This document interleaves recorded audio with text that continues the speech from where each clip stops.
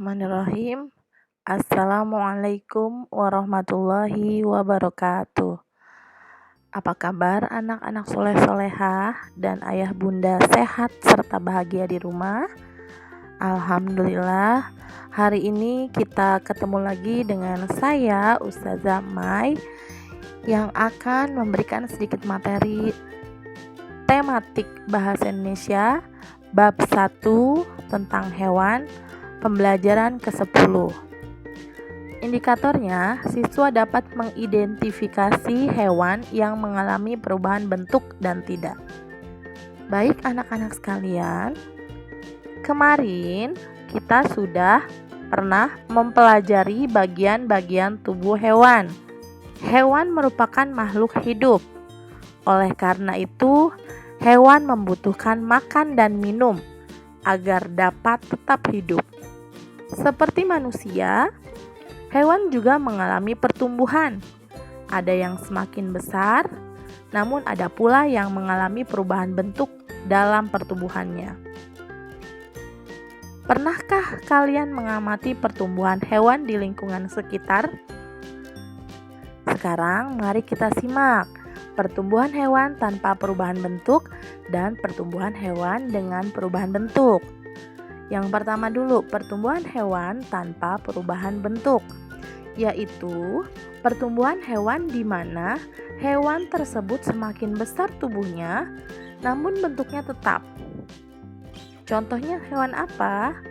Ayam, bebek, burung, kucing, kelinci, ikan, dan lain-lain.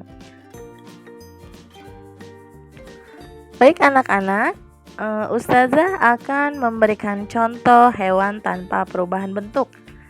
Mari kita lihat gambar. Di sini Ustazah akan memberikan contoh hewan ayam. Ayam asal mulanya dari telur ayam. Lalu kemudian telur itu dierami beberapa pekan atau beberapa minggu. Dan telur itu akan menetas, akan pecah, dan keluarlah yang namanya anak ayam. Anak ayam itu namanya itik, ayam kecil namanya itik. Tahu kan ya kalian yang namanya itik? Kemudian setelah ayam itu diberi makan, ayam itu akan tumbuh besar. Nah, nanti ayam itu juga ketika tumbuh besar, ada ayam jantan dan ada ayam betina. Itu proses pertumbuhan ayam. Hewan ayam tidak berubah bentuk karena dari ayam kecil sampai ayam besar tetap sama.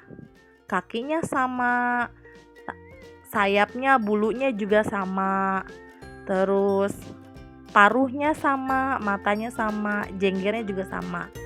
Jadi tidak ada yang berubah bentuknya pada hewan ayam. Sekarang kita mengamati pertumbuhan hewan dengan perubahan bentuk. Pertumbuhan hewan dengan perubahan bentuk yaitu pertumbuhan hewan di mana hewan tidak hanya menjadi besar, namun bentuknya berbeda ketika kecil dan dewasa. Contohnya kupu-kupu, katak, kodok, dan lain-lain. Katak sama kodok sama sayang ya. Nah, pernah melihat kupu-kupu? Mari kita simak gambar berikut. Sekarang kita simak gambar kupu-kupu. Nah, kupu-kupu ini awalnya dari telur kemudian menjadi ulat. Nah, setelah ulat jadi kepompong. Setelah kepompong jadilah kupu-kupu yang cantik sekali. Kan ada ya lagunya ya, pernah dengar nggak anak-anak sekalian? Persahabatan bagai kepompong, merubah ulat menjadi kupu-kupu. Nah itu. Baik anak-anak, nah proses perubahan bentuk pada kupu-kupu ini berbeda dengan ayam. Ayam dari ayam kecil sampai ayam besar tetap sama bentuknya. Kalau kupu-kupu tidak. Dari ulat bentuknya saja sudah berbeda, terus ke kepompong, lalu setelah kepompong jadi kupu-kupu. Ada sayapnya, kupu-kupunya kan ada. Bahkan kupu-kupunya sangat cantik-cantik ketika sudah menjadi kupu-kupu ya. Baik, sampai sini mudah-mudahan kalian paham materi dari Ustazah, yaitu mengamati pertumbuhan hewan yang berubah bentuk dan tanpa berubah bentuk. Sekarang tugasnya adalah buka halaman 41. Kita berlatih mengisi teka-teki yang sudah ada pada kolom sesuai nomor. Nomor 1 misalnya, burung terbang menggunakan apa? Silakan diisi. Nomor 2, ayam mematuk makanan menggunakan apa? Nomor 3, telur kupu-kupu akan bertumbuh menjadi. Nomor 4, bagian tubuh bebek yang berada di antara kepala dan badan adalah. Nomor 5, bagian tubuh hewan yang berfungsi untuk mendengar adalah. Nomor 6, hewan yang hidup di air adalah. Nomor 7, bagian paling ujung belakang pada tubuh kucing disebut. Dan nomor terakhir, nomor 8, alat gerak pada sapi yaitu. Silahkan kalian isi sesuai nomor yang ada di kolom teka-teki ini. Terima kasih dari Ustazah. Mohon maaf apabila ada salah.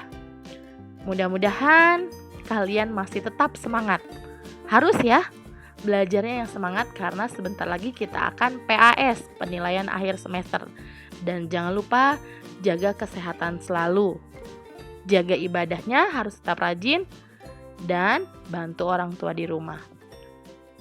Sekian dari Ustazah. Assalamualaikum warahmatullahi wabarakatuh.